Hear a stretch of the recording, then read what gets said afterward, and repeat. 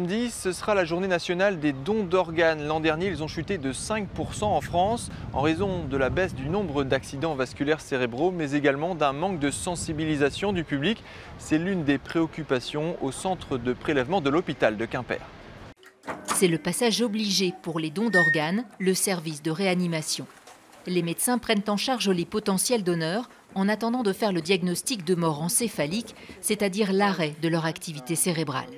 Une fois cet état irréversible constaté, une course contre la montre s'engage entre logistique et maintien en vie des organes.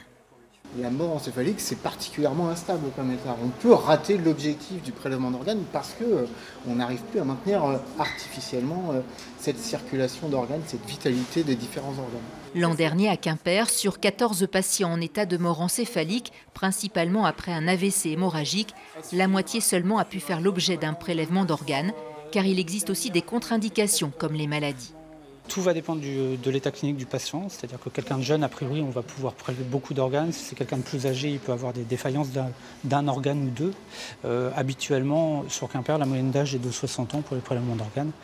Du coup, on prélève très fréquemment les foies et les reins. Il peut arriver qu'on prélève aussi les cœurs et les poumons. En France, la loi stipule que l'on est tous potentiellement donneurs d'organes et de tissus, sauf si l'on s'inscrit sur le registre national des refus. En réalité, rien n'est jamais fait contre la vie des proches du défunt. Cette infirmière fait le lien avec les familles, souvent désarçonnées quand la question n'a pas été abordée auparavant. C'est brutal, on quitte quelqu'un le matin qu'on ne revoit plus le soir, donc c'est très compliqué si on n'en a pas parlé avant. Il faut vraiment en parler, savoir ce qu'on veut pour soi, pour les autres, comme on parle de si on veut être enterré, si on veut être incinéré, on doit le savoir. Pour la journée nationale de réflexion, samedi, sur le don d'organes, le centre hospitalier de Quimper expose le travail réalisé par de jeunes artistes, l'occasion pour chacun de s'interroger et de questionner ses proches. Le tour